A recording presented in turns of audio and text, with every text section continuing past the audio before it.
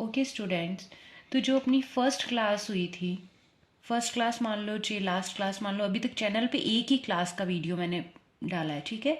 तो अभी जो आज मैं पहले फर्स्ट जो क्लास हुई थी उसमें डिस्कस किया था कि क्लास 10th के जो सिलेबस था उसको कैसे मार्क्स को कैसे डिस्ट्रीब्यूट कर रखा है यूनिट वाइज और चैप्टर वाइज, वो मैंने पूरा तुम्हें डिस्क्राइब करके बताया था। आज क्लास 12th मैथ सीबीएसई के लिए डिस्कस करेंगे कि कितनी यूनिट्स हैं और कितने चैप्टर्स हैं और उनके मार्क्स का वेटेज क्या है। जो सिलेबस जो सीबीएसई बोर्ड ने जो डिस्क्राइब कर रखा है ना, उसके अकॉर्डिंग ये पूरा डिस्कस करेंगे। ओके, तो जो फर्स्ट यूनिट है उसमें इन्होंने इंक्लूड कर रखा है रिलेशन एंड फंक्शंस।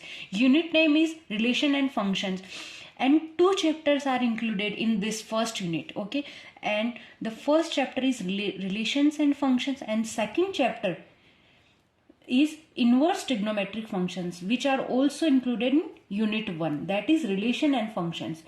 तो ये जो फर्स्ट यूनिट है उसके मार्क्स का वेटेज है 8 मार्क्स। ओके, 8 मार्क्स का वेटेज है। ओके, देन सेकंड जो अपन यूनिट को अगर डिस्क्राइब करें तो उसमें है algebra. Second unit name is algebra. Algebra is covering 2 chapters which are matrices and determinants. It means जो तुम्हारी बुक पार्ट 1 बुक तुम्हारे मैथ्स के सिलेबस में 2 बुक्स इंक्लूडेड है, एक तो part 1 book and part 2 book. Okay, part 1 book का chapter number 3 and chapter number 4 are included in algebra, that is second unit, वो है 10 मार्क्स का। ओके, अभी थर्ड यूनिट की बात करें तो उसमें आता है कैलकुलस। कैलकुलस जो थर्ड यूनिट है उसमें इन्होंने कितने चैप्टर्स को इंक्लूड कर रखा है? 1 2 3 4 5 चैप्टर्स का, और सबसे ज्यादा स्कोरिंग यूनिट है 35 मार्क्स। इट मीन्स कि अगर इन्होंने 5 चैप्टर्स ले रखे हैं तो 1 चैप्टर ही ओनली 7 मार्क्स का हो गया, क्योंकि 7 5 दैट इज 35। तो इट मीन्स कि ये सबसे ज्यादा स्कोरिंग यूनिट है। और ये आगे भी, जैसे कि अभी आप लोग जैसे आगे चल के बीटेक कुछ करोगे या कुछ और अपना एमएससी मैथ्स वगैरह कुछ करोगे, अगर मैथ्स में आगे करियर कुछ बनाना चाहोगे तो उसमें भी इसका बहुत अच्छा वेटेज रहेगा। जैसे गेट एक एग्जाम होता है आगे पीएसयू के लिए, जॉब के लिए, तो उनमें भी इनका बहुत अच्छा वेटेज है। तो फर्स्ट है continuity and differentiability, that is in third chapter. Second applications of derivatives, third is integrals, fourth is applications of integrals and fifth is differential equations. अभी ये जो डिस्कस करें तो यहां तक के जो है 6 चैप्टर तक के, ये है पार्ट 1 मैथ्स को इंक्लूड करता है। अभी ये जो आगे के हैं 7 to 13 तक, that is total 7 chapters which are included in part 2 maths. Okay, तो ये इसमें थर्ड वाली यूनिट में कवर हो गए, दैट इज 35 मार्क्स, सबसे ज्यादा स्कोरिंग यूनिट है। ठीक है, वैसे देखा जाए तो ये भी, जैसे इनका दोनों का वेटेज भी देखा जाए तो दोनों का 7 मार्क्स बैठता है, बट ये बहुत अच्छी आगे बहुत अच्छा इसका वो जाता है। मतलब कि अगर आप करियर भी इनमें बनाना चाहते हो मैथ्स में तो ये इसका बहुत अच्छा वेटेज रहता है, आगे के लिए भी बहुत अच्छा है। अगर अभी से इसके कॉन्सेप्ट बना लोगी तो आगे भी बहुत काम आएंगे। ठीक है, तो थर्ड चैप्टर तक कर लिया, अभी अपन थर्ड यूनिट तक कर लिया, तो अभी फोर्थ यूनिट पे डिस्कस करेंगे। फोर्थ यूनिट में कर रखा है इन्होंने vectors and 3 dimensional geometry. Geometry ये है यूनिट 4 में, that is for 14 marks. It means कि अगर इन सब का कंपेयर किया जाए, टोटल 5 तो ये है, 6 7, दैट इज टोटल कितने हो गए? 7 चैप्टर्स हो गए।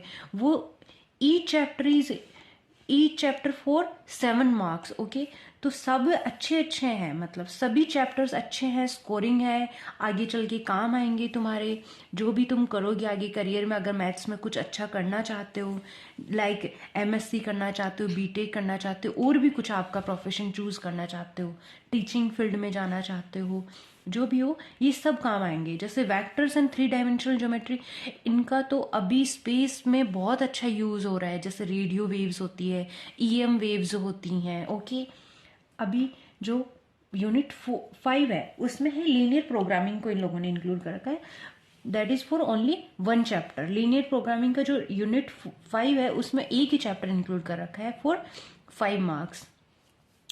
और जो लास्ट है यूनिट 6, वो है प्रोबेबिलिटी। प्रोबेबिलिटी में चैप्टर 13 को इंक्लूड कर रखा है 8 मार्क्स के लिए।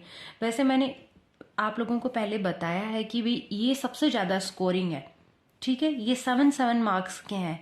स्कोरिंग तो सबसे ज़्यादा स्कोरिंग ये बन जाता है चैप्टर, बट ये स्कोरिंग किस वे में है, क्योंकि आगे चल के इनका बहुत ज़्यादा यूज़ होने वाला है। प्रोबेबिलिटी अपनी डेली लाइफ में यूज़ होती है कि अपन किसी चीज़ की प्रोबेबिलिटी देखते हैं कि भाई इसकी क्या प्रोबेबिलिटी है, इतना सब अपने मार्क्स आ रहे हैं। जैसे तुम्हारे इसके लिए मैथ्स के लिए मार्क्स के लिए ही करें कि इतना पढ़ा है, इतनी अपनी एक्यूरेसी सही जा रही है, इतनी अपनी हैंड राइटिंग सही है। वैसे मैथ्स में हैंड राइटिंग का कोई इंपॉर्टेंस नहीं होता है, फिर भी इतना तो ठीक लिखो ना कि एग्जामिनर को समझ आ जाए। तो प्रोबेबिलिटी देखा जाए तो इतना टफ नहीं है चैप्टर, इजी चैप्टर है, 10th क्लास से तुम लोग पढ़ते आ रहे हो। बट ये थोड़ा अलग है, डिफरेंट चैप्टर्स हैं। ये जो 7 चैप्टर्स बन जाते हैं वो डिफरेंट है। ओके, तो अभी तुम्हारा जो टोटल थ्योरी मार्क्स हैं वो है 80 मार्क्स। ये जो इंटरनल असेसमेंट है 20 मार्क्स, वो स्कूल वाले तुम्हारे मतलब सेंड करेंगे। उसमें सीबीएसई का जो पूरा टोटल तुम्हारा मार्क्स का आएगा 100 मार्क्स में से मैथ्स का, तो 20 मार्क्स स्कूल के थ्रू हो जाएंगे और ये 80 मार्क्स तुम्हें थ्योरी में बनाना है, क्योंकि इसमें प्रैक्टिकल वगैरह तो तुम्हारा कुछ है भी नहीं।